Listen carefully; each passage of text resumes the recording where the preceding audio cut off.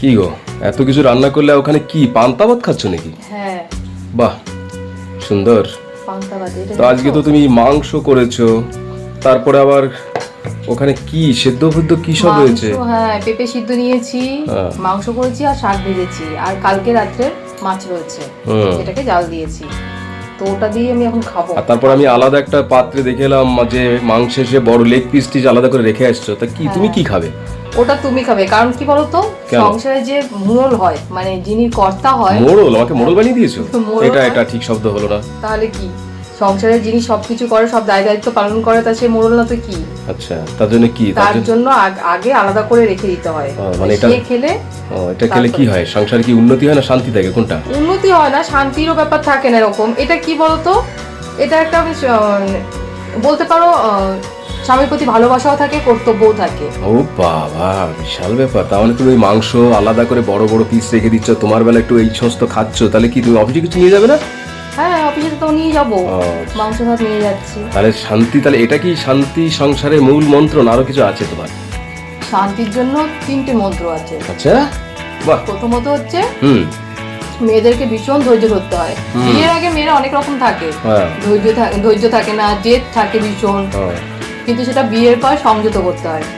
প্রথমত তো ধৈর্য রাখতে হয়, তারপরে তোমার কোনো জেদ করা যায় না। তো অনেক মেয়েরা তো দেখি স্বামীর সঙ্গে মুখে মুখে জেদ করে, তর্ক করে, স্বামী যেটা বলে সঙ্গে সঙ্গে 10টা বলে ফেলে। তা এটা করাটা মনে হয় না উচিত, কারণ সেই সময়টা চুপ থেকে পরে তুমি তাকে বলো। আচ্ছা, কিন্তু সেই সময়টা বললে পরে দুজনেই যদি জেদের মাথায় নানা রকম কথাবার্তা বলেছে, সেই সংসারে আর শান্তি থাকে না। তুমি এত কিছু এই কদিনে অভিজ্ঞতা অর্জন করলে কি করে? কোনো কিছু নতুন কিছু পেয়েছো কি ভুল কোথাও?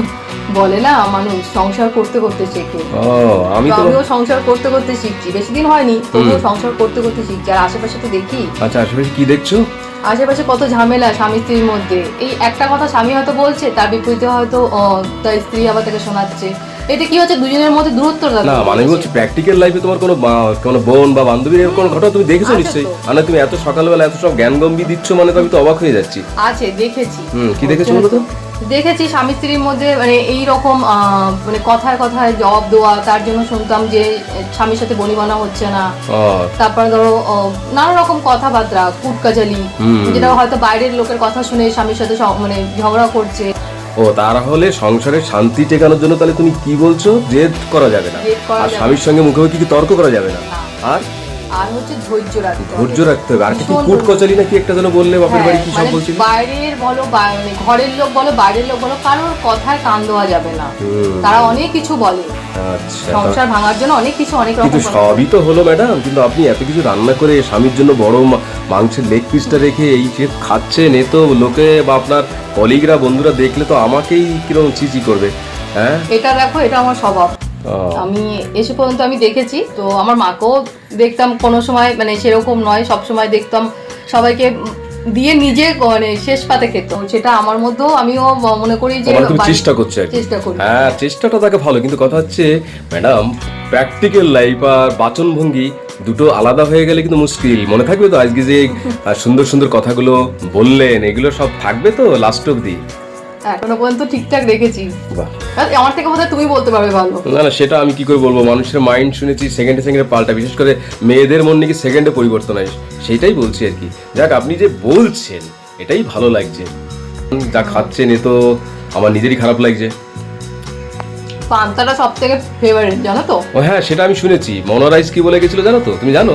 মনোরাইজ কিন্তু পান্তা ভাত খেত এবং বলতো পান্তা ভাতের জল 10 জোয়ানের বলো। তুমি তাহলে সেই মন্ত্রটাকে ফলো করছো। ভালো, এটা খারাপ না, ঠিক আছে, কিন্তু যেগুলো রান্না করছো সেগুলো একটু খেও। আচ্ছা, ঠিক আছে, তাহলে খেয়ে তাড়াতাড়ি অফিসে চলে যাও। তাহলে আজকে তো খুব ভালো বক্তব্য বলো বা ভালো কথা বলো, আমার ভালো লাগলো। এখন কথা হচ্ছে এইটা সংসার লাইফে তুমি ধরে রাখতে পারলে মঙ্গল, না হলে তো আমাদের মধ্যেই শুরু হয়ে যাবে ফাটাফাটি লাঠালাঠি। চেষ্টা করছি। আচ্ছা, থ্যাংক ইউ ম্যাডাম, আর ডিস্টার্ব করবো না, আপনি খান।